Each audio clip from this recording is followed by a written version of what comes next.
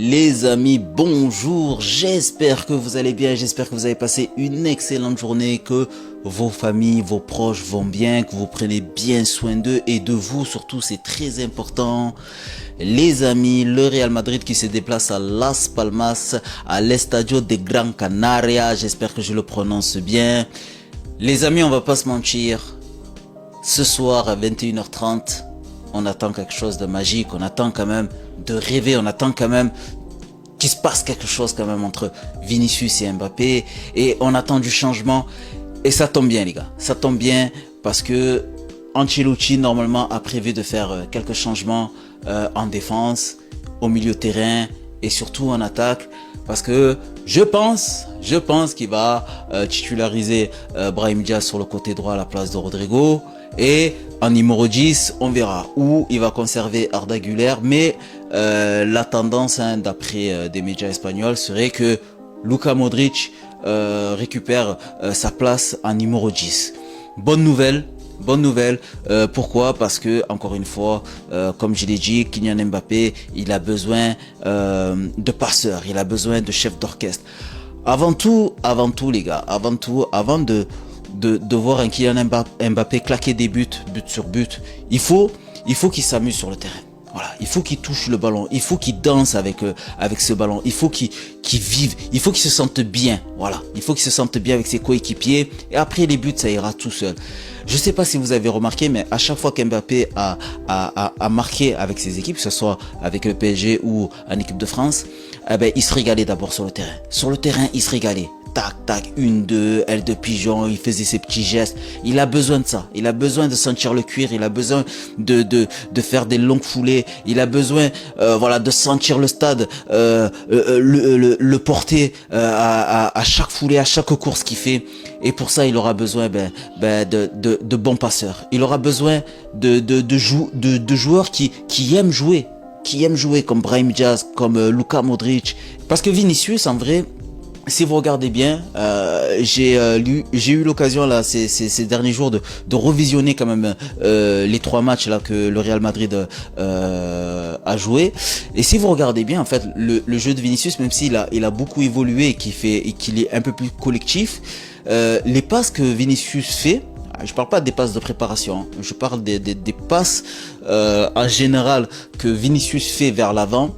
En général, c'est pour être décisif, c'est-à-dire c'est ou un centre, voilà, ou alors une passe en profondeur, ou alors un changement d'aile pour pouvoir finir ensuite, ou alors pour provoquer une 2 et pour pouvoir partir tout seul.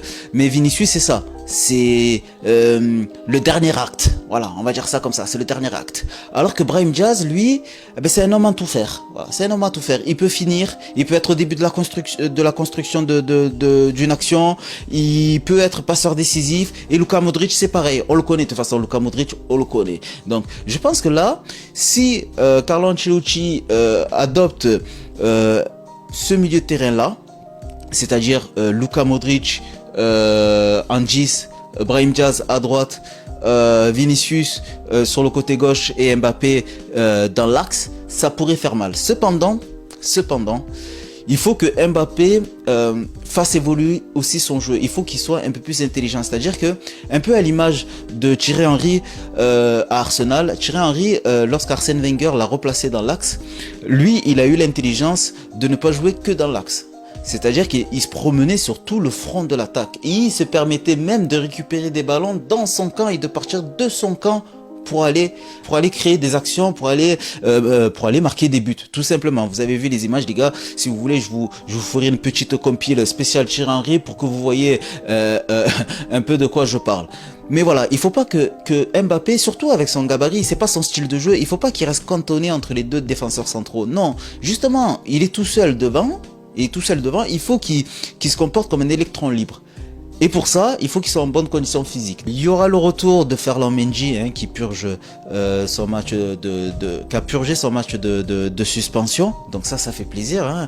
Un Ferland Mendy qui va sûrement être revanchard, parce que je pense qu'il a vu l'excellent match de Fran Garcia, et encore une fois, voilà, il sait qu'il y a de la concurrence qui frappe à la porte. Donc On compte sur un bon Ferland Mendy. Hein.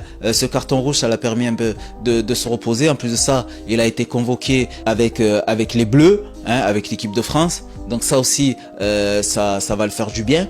Donc voilà, donc on attend un grand Ferland Mendy sur son côté gauche. Il y aura certainement du changement aussi sur le côté droit. Je pense que Carlo Ancelotti va faire souffler un peu Carvajal et qu'il va mettre Vasquez. Hein. Vasquez qu'on l'attend, hein. Vasquez c'est bon, hein. Maintenant on le connaît sur le côté droit, voilà, très expérimenté, toujours le bon vieux soldat, toujours affûté. J'espère qu'il s'est bien préparé en début de saison, mais bon, je m'en fais pas pour lui, c'est un grand professionnel et j'espère qu'il va amener toute sa fraîcheur et sa vitesse et sa qualité de dernier passeur. Oui, sa qualité de dernier passeur comme il sait le faire. Après, sinon, au milieu de terrain, ça bouge pas. Au milieu de terrain, ça bouge pas. Il y aura toujours Valverde, Tchouaméni à plat. Les deux défenseurs centraux ne vont pas bouger aussi. On aura toujours du Militao et du Rudiger et Courtois au cage. Maintenant, il faut pas se faire piéger. Voilà, il faut pas se faire piéger parce que on va jouer contre une équipe qui est malade, hein, une bête blessée. Voilà. Qui a perdu pratiquement tous ses matchs. L'année dernière, ils ont failli descendre quand même. Donc voilà, donc attention à ne pas se faire piéger, attention à ce que Las Palmas ne sorte pas un gros match aussi, hein. Il va avoir à cœur de sortir un gros match contre le grand Real Madrid, hein. C'est le rêve de tout le monde, hein, de jouer contre le Real Madrid à la maison, chez soi, devant son public et essayer de faire un gros match et pourquoi pas ramener la victoire. Donc voilà, donc il va falloir être concentré dès le début du match. Il va falloir aussi mettre les buts devant, pas rater, voilà, ne pas rater, enfoncer le clou directement et puis après derrière faire tourner, se faire plaisir et même si les organismes commencent à être un peu fatigués par rapport à la préparation physique, eh ben voilà, il va falloir être costaud mentalement et costaud et frais physiquement. Voilà les amis, je vous souhaite de passer un excellent match, une excellente soirée. C'était Dalep Réagi et je vous dis à très bientôt pour une prochaine vidéo. Peace la team.